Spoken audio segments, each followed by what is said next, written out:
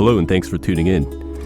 Today, we're going to be exploring 4 texts that can better help you understand the role of occult initiation in the human experience. And the 4 texts that we're going to be looking at today are going to be the Hermetic Tradition, Symbols and Teachings of the Royal Art by Julius Evola, The Lesser Key of Solomon, Goetia, the Book of Evil Spirits, Lemegeton, Clavicula, Solomonus, Regis by S.L. McGregor Mathers and Aleister Crowley, The Psychology of Ritual by Murry Hope, and Manual of the Lodge by Albert Mackey. So I hope that these readings can help you better understand occult initiation, because in our modern world, a lot of folks out there have no idea where this stuff comes from and why humans participate in such things. So without further ado, let's explore our first text, The Hermetic Tradition by Julius Evola. In it, he writes, "Before we engage ourselves in the practical details of the royal art, we need to decide on the most exact terms to convey the character of its reality. It would be very far from understanding the essence of the art if, misled by the analogy of mystical and religious expressions, such as death and resurrection, rebirth, mortification, and so on, one were to believe that it all comes down to something moralistic, vaguely spiritualistic, or merely mystical. And in fact, to some degree, almost everyone tends to adopt such a view because of such expressions. But we have said from the beginning that the very fact that the Hermetic doctrine has always and continuously been disguised, even in the periods when to speak of palingenesis mystically did not constitute a heresy, indicates that in reality something quite different has been involved. Something that in itself, again, demanded that law of silence, which had been so rigorously observed in the pagan mysteries. To indicate the derivation of the Hermetic tradition from a primordial, royal, and heroic vein is itself enough to explain its concealment in the period when Christianity dominated. But the fact is, there is also another reason encapsulated in the maxim, "The sage in his wisdom should not disturb the mind of the ignorant." This is a maxim that had to be observed even more rigorously in a time when the number of ignorant had come to be almost total. To account for this, we must go back to a fundamental traditional teaching already cited, that of the 2 natures. There is the nature of the immortals and the nature of the mortals, the higher region of those who are and the lower region of those becoming. The idea that these 2 branches could have originally been one single thing, according to Hesiod's thinking, by which one is the lineage of men and the other of the gods, both proceeding from a single matrix, and that the duality is simply the consequence of the fall of the one and the ascension of the other, according to the Hermetico God, did not keep the differentiation from being intrinsic and essentially twofold. Passage from one to the other was considered possible, but exceptional and on condition of an essential, effective, and positive transformation from one mode of being into the other. This transformation was acquired by initiation, in the strictest sense of the word. By initiation, some men could escape from one nature and achieve the other, ceasing thereby to be men any longer. Their arrival at the plane of another form of existence constituted an event on the new plane exactly equivalent to generation and physical birth. So those who were reborn were regenerated. In the same way that physical birth involves the loss of the consciousness, so those who were reborn were regenerated. In the same way that physical birth involves the loss of the consciousness of the higher state, so death implies the loss of the consciousness of the lower state, with the result that to the degree which all consciousness of the higher state is lost, that is, in according to the terms we already know, to the degree in which the identification, the self-absorption occurs, to that same degree the loss of consciousness of the inferior human state caused by death in the disintegration of the support of such consciousness, the body, results in the loss of all consciousness in the personal sense. In the eternal sleep, in the larval existence of Hades, in the dissolution, which is thought to be the destiny of all those for whom this life, in the forms it takes, constitute the beginning and end of everything human, in all this, only those will escape who, while still in life, have learned how to focus their consciousness upon the higher world. The initiates, the adepts, find themselves at the end of this road.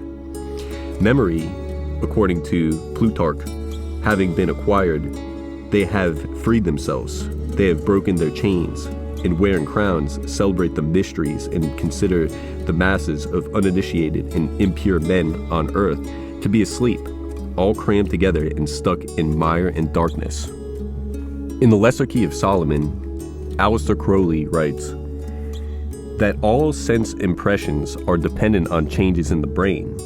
We must include illusions, which are, after all, sense impressions as much as realities are, in the class of phenomena dependent on brain changes. Magical phenomena, however, come under a special subclass, since they are willed, and their cause is a series of real phenomena called the operations of ceremonial magic.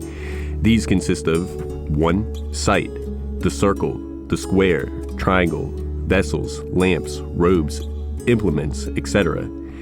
2. Sound, the invocations. 3. Smell, the perfumes, incense. 4. Taste, the sacraments. 5. Touch, as under 1. And 6. Mind. The combination of all these and reflection on their significance. These unusual impressions 1 through 5 produce unusual brain changes, hence their summary, 6, is of unusual kind.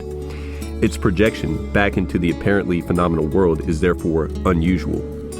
Herein then consists the reality of the operations and effects of ceremonial magic, and I conceive that the apology is ample as far as the effects refer only to those phenomena which appear to the magician himself, the appearance of the spirit, his conversation, possible shocks from imprudence, and so on, even to ecstasy on the one hand and death or madness on the other.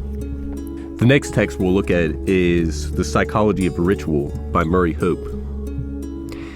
Chapter 10, Psychological and Somatic Side Effects.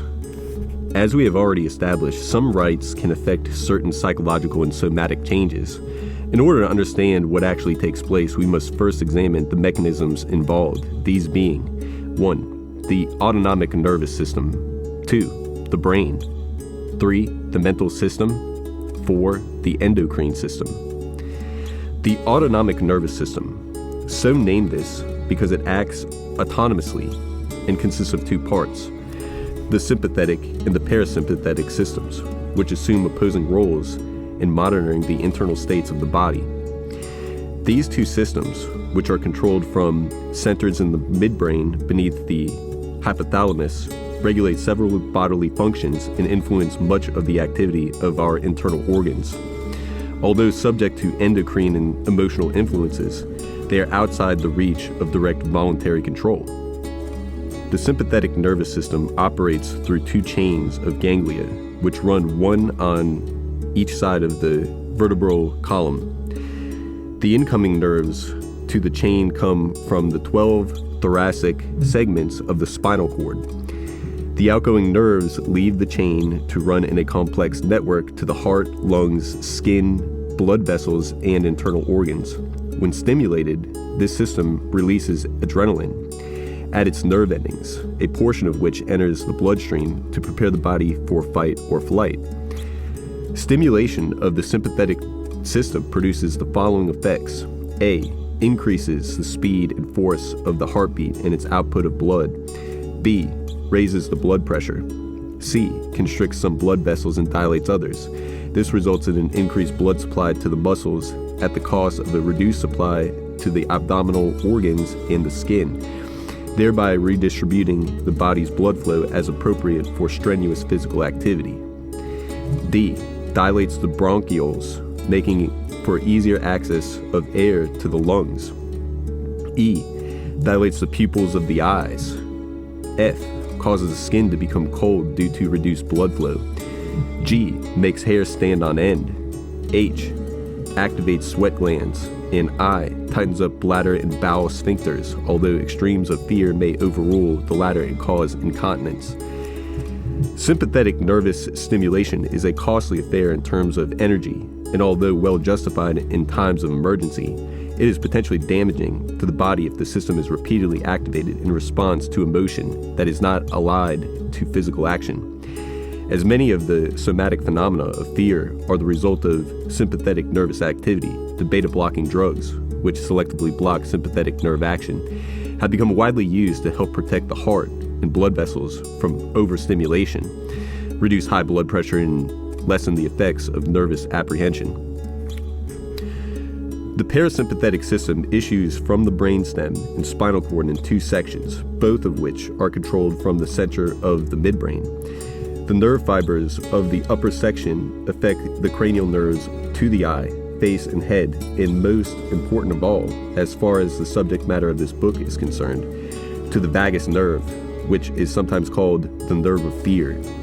The vagus is the 10th cranial nerve in its old name. The pneumogastric nerve reminds us of its supply to the lungs, stomach, and intestines, as well as to the heart. The nerves of the lower section run from the lowest segments of the spinal cord to the pelvic organs, particularly the lower bowel, bladder, sphincter, and genital organs. Parasympathetic nerve action produces the exact opposite of sympathetic action in that A, constricts the pupils of the eyes, B, stimulates salivary gland secretions, C, slows down the heart, reducing its output, and although it does not directly reduce blood pressure, it achieves this effect indirectly by inhibiting the sympathetic system, and vice versa.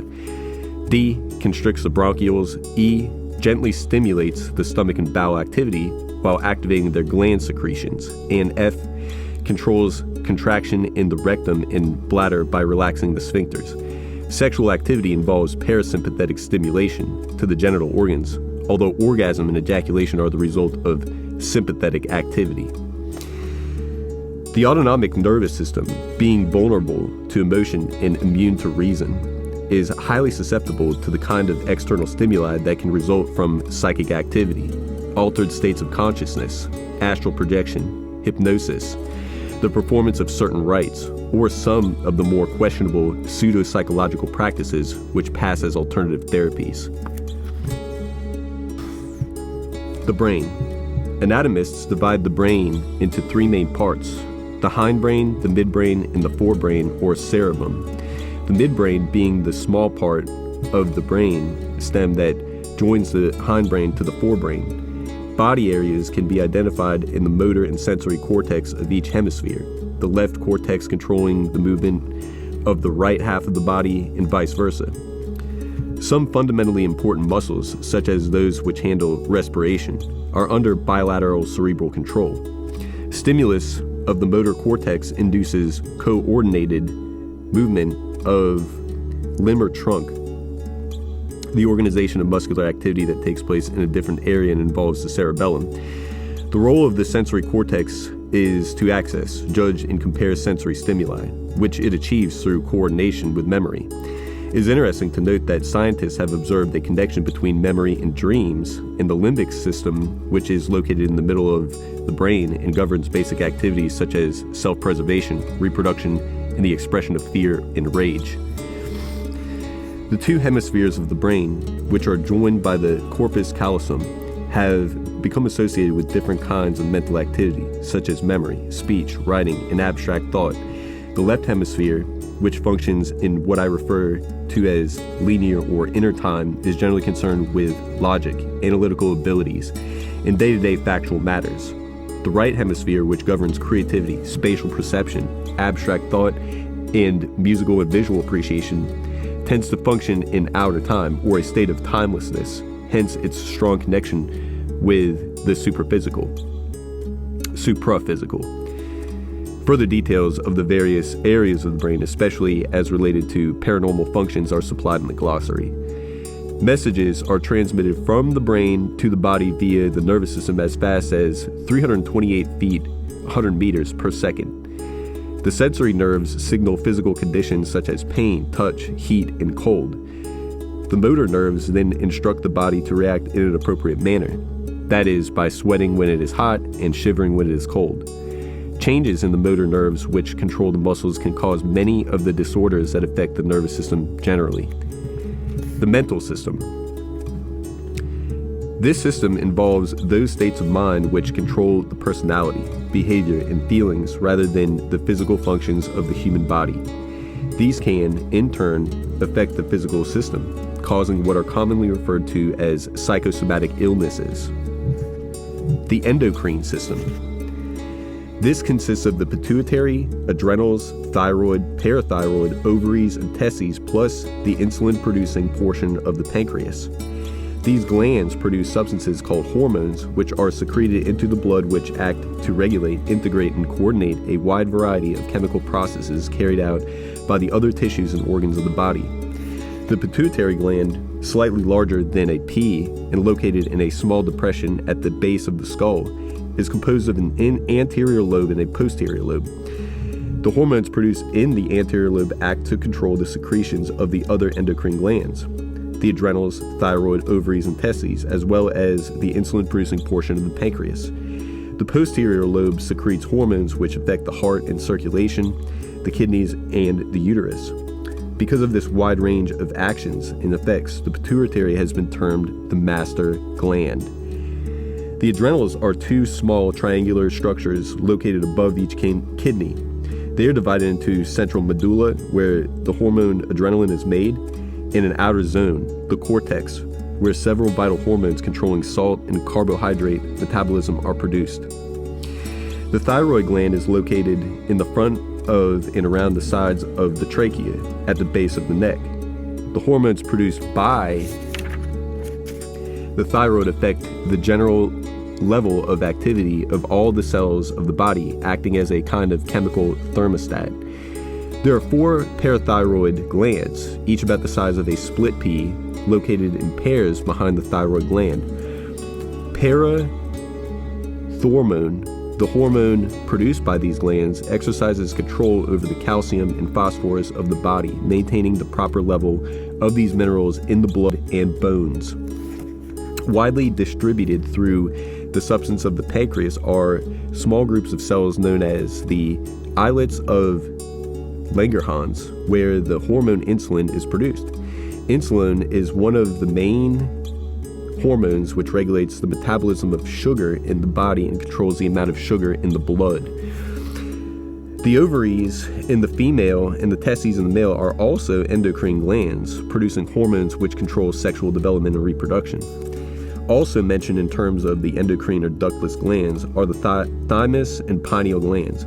The thymus is a ductless gland-like structure situated just behind the top of the breastbone, but unlike the other endocrines, it does not act by secreting hormones. Its main role is performed in the latter part of the fetal life and in early infancy when it processes lymphocytes, which it endows with the power to distinguish between self and not self cells and proteins.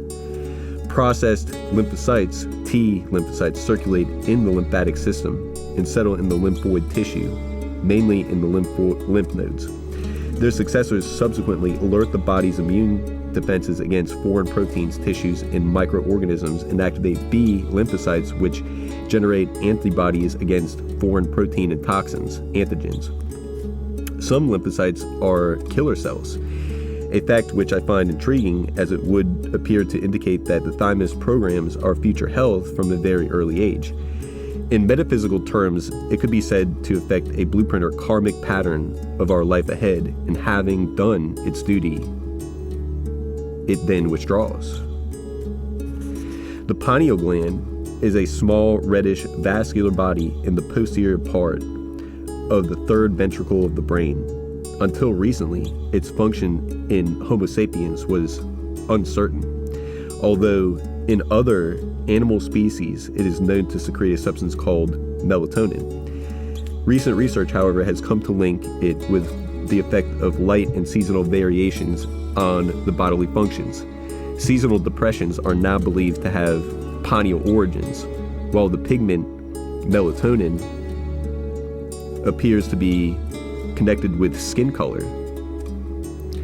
one cannot help thinking that the originators of the seasonal rite long ago might have been aware of all this, the rite being evocative of energies designed to affect the seasonal pineal adjustment.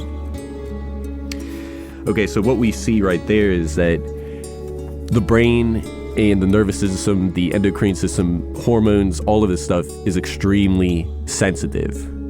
It's extremely sensitive.